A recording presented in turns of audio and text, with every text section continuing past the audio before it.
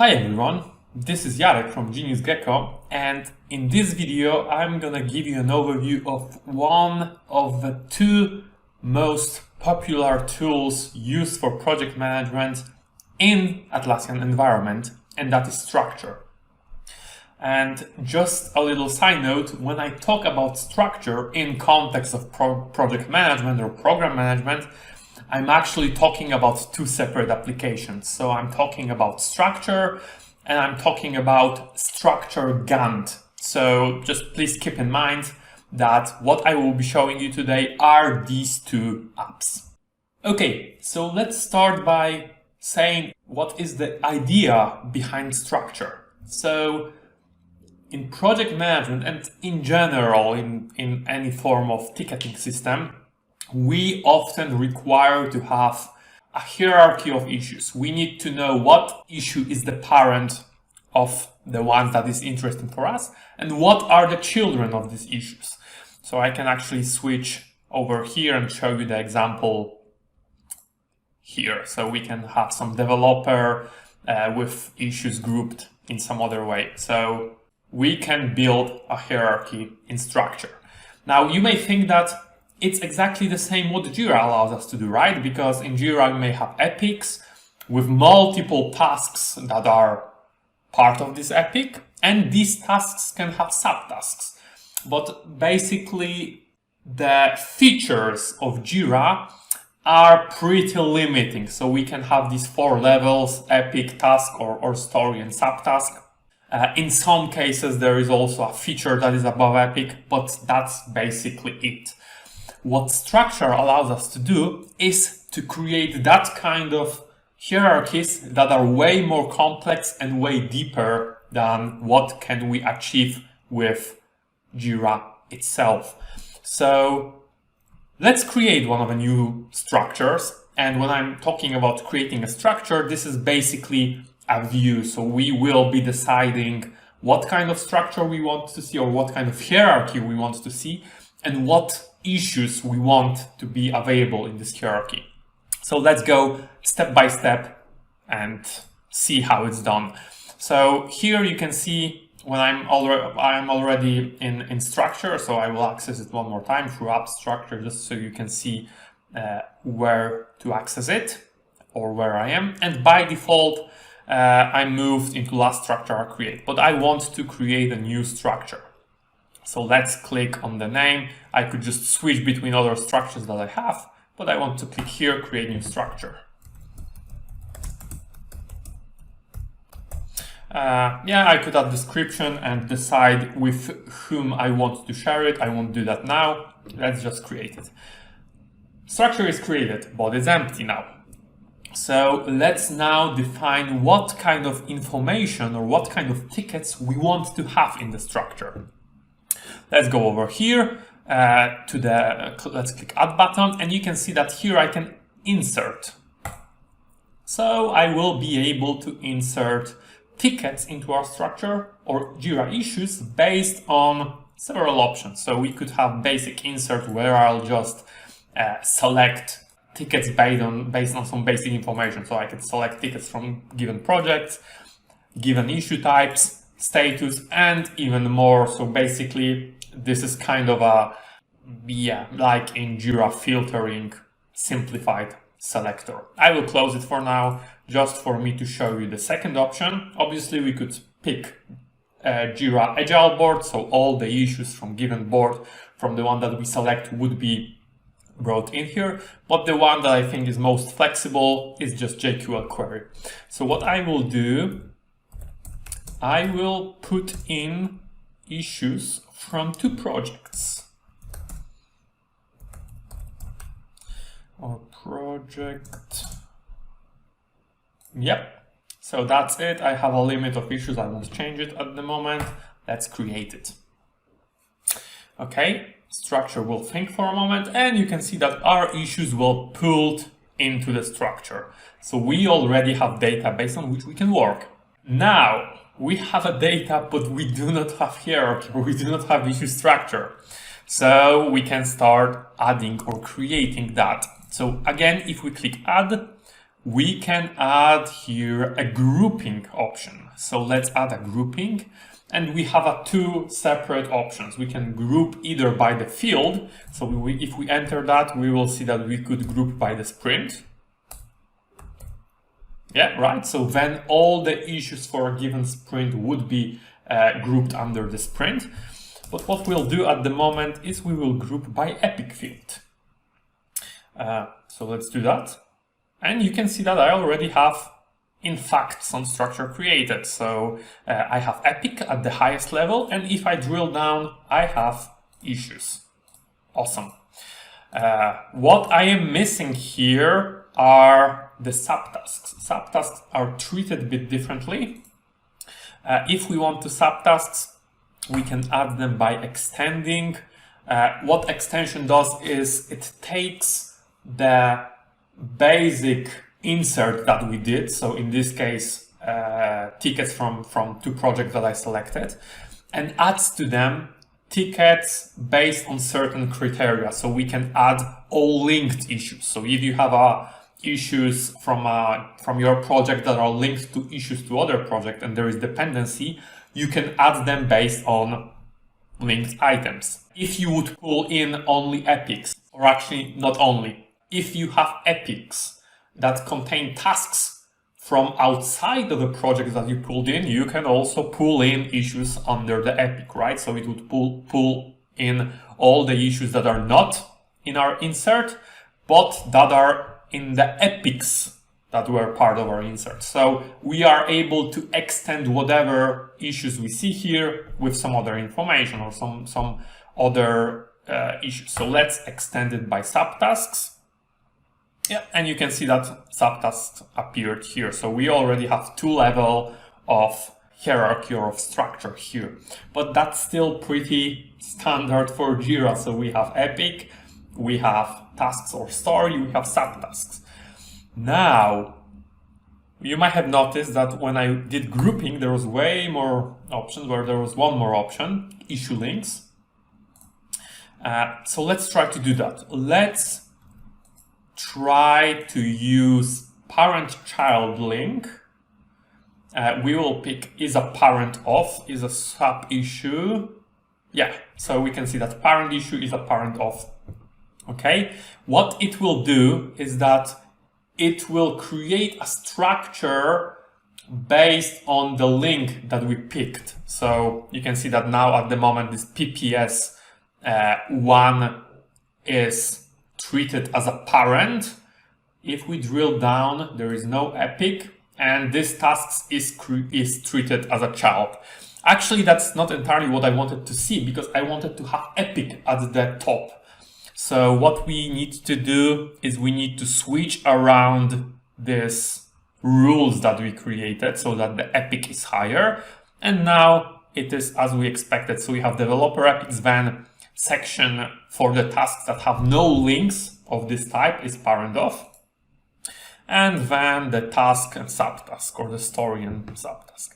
Now in the places, actually I have it set up differently for different issues. So there are issues with no epic, and here we should have options where, or the cases where the structure is created based on link. So you can see that we have story being a parent of other story. Normally in Jira it is not possible, but here, thanks to existence of this link of this type that we picked, it is possible. So using different values, so we could do the grouping based on epic, based on different types of links, based on, for example, sprint field. Maybe we can try to do that. We'll see how our data looks. Now let's do the grouping by the field based on sprint. Yeah. Let's create, and we want to move it between the epic and the link, because usually first we have epic, it can span across multiple sprints, and then we have sprints. Yeah, so you can see that in the epic, I have actually entries with all the issues that are with this particular sprint. So that's pretty neat. I hope that you already have some feel on how can we build structure and how flexible this tool is. But now the question, the fundamental question is, what other added value it gives to us? Because obviously it's nice to see what is the structure of issues or the hierarchy of issues, but hierarchy by itself is usually not sufficient for us to, manage projects, to give us real insight into what's happening with the work that we have to do. So let's jump right into this. So when we were discussing creation of a structure, you may have noticed that we see here not only the hierarchy of issues, but also a progress. So it shows us the progress here on the epic level. So it includes all the issues that are within the epic. If we drill down, we see for each specific level, so for the sprint or for the story or subtask. Now, what structure allows us to do is to actually add more information that we want to have, if we want to have it displayed here. So let's say that I'm interested into who is the assignee. Yeah, let's put that here, and we see for each level who is responsible for that. Time spent, how much time was spent working on this issue. I can add that, and again it will be summed up to the top. Actually here it is not summing it up, but if we click on the column, we have additional options, sum over sub issues. Let's put that. We could exclude duplicates, filter the items. I do not have that kind of things here, so I will skip that. But you can see now that we see on the story level that all the subtasks, on all the subtasks we spend actually 1 week. So basically we work only on one subtask. But on the whole epic, we already spent 3 weeks, 2 days working on it. So you can see that selecting, by deciding what information we need to see and properly configuring the column, it gives us a lot of insight into what is happening in our project. What is even cooler is that structure does not only gives us the information about values in the fields or basically values on the issue level that we have, because these are basically information or the sum of information that is stored directly on the issue level. There are some additional columns available that are basically idea of people from structure, and they are meant to help us to provide us even more information. So for example, here we have a structure and we could count leaves. So we could count how many issues of the lowest level with no children are there. Count sub-items, formula. This is really interesting. I won't dwell into details here. We will probably do a separate video about that. But if we'll create a formula or add formula column, we can actually create sort of a script, to lack a better word. So we can decide what this field will show us. It can show us sum of multiple fields. It can have some logic that, for example, this field will be set if the time spent is higher than the original estimate, and so on and so on. I've seen pretty wild ideas here, but also providing a lot of added value. So this is really flexible, really universal field. It requires some knowledge on how to create these formulas, but when you can do that, it's really, really strong feature. So we will cover this in the future. Okay, so we've already seen some value added here, so we can have better overview of our work on each level that we decide to. But now let's have a look on how the planning can be done in structure, because this shows us more of a what is the current state, what if you want to do the planning. Let's see that. So to show you the planning part, I will actually simplify my structure a bit, because it will make it easier for me to show you and to visualize what we want to achieve, what are the possibilities of a tool. So I will remove grouping by sprint, I will remove grouping by linking. So we have a standard epic task or epic story subtask grouping. Awesome. So now what else Structure provides? Here we have actually the option to switch to different views, grids. Let's call it a grid. So from single grid, we can switch to double grid, and this will basically show us our structure in two separate windows. It's useful often if you want to, move issues around, compare something, and so on. It's kind of a, two taps in an Excel or two Excels. It can be pretty useful. But what we are interested in is if we click here, we have a Gantt option. So when we click here, we see the Gantt chart of our project. So this Gantt can be basically either set up automatically or manually, depending on our settings. But what is important is that we can decide when each particular task starts and ends.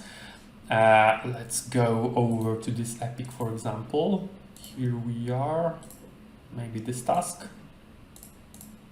When it starts and when it ends, what are the dependencies between the tasks? So you can see that I can click here, drag and drop, and create a dependency. I tried to create a dependency that already exists. It doesn't really make sense, but we can create this dependency, I hope. Here we go, yeah. And Structure will actually set the issues correctly so that, the dependencies are respected, so we can plan our issues in time. And by the way, what I'm showing here, this is actually the Structure Gantt. So this is this second app that I mentioned. It works on top and together with normal Structure. So that's why I said that for project management, both of these apps are really important, because I think that Gantt is pretty useful, and basically project management wouldn't really work without that. Even when you were working in Agile for higher management, it is often very important to see what is the timeline for the project and what are expected dates. Basically, you may think that the Gantt is pretty basic. So obviously we can start the end date on the issue, create dependency. It is very useful, very needed, but there are actually more interesting features over there. So let's have a quick look through them. And actually, if you click here, there is a many additional ones. So you can add multiple informations to be displayed on the Gantt chart. So let's add summary. You can see that it appears here. We maybe no longer need the summary here on the left in the column view, but I actually prefer to keep it on the left. Information about resource assigned, the critical path. So basically, we will see highlighted in red all the issues that are on critical path. If we enable the progress, we will see as a kind of a grade dashed line what is the progress on each particular issue. So it allows us to have a lot of information in a single picture. So that makes work way easier. What I really like is that I don't think I have sprint set up here, but we can actually add a sprint, and then we will see on the top here where each specific sprint starts and ends. That's really useful in this kind of a hybrid approach when development teams are working in a Scrum, for example, but management still wants to see the higher level picture on the timeline on the Gantt. This is something that I've seen very often. So it is possible to do over here in Structure with Structure Gantt. There is one more interesting feature. There is way more interesting features, but one feature that I just wanted to mention, we will cover it in depth in future videos, but there is also, of course, resource management.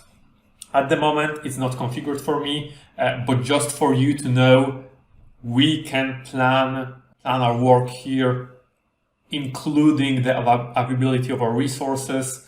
and taking this into configuration. So we will be discussing this in our next video. We are working with Structure and other project management tools in Jira every day. If you want to learn more about this tool, reach out to us and we will schedule a free session.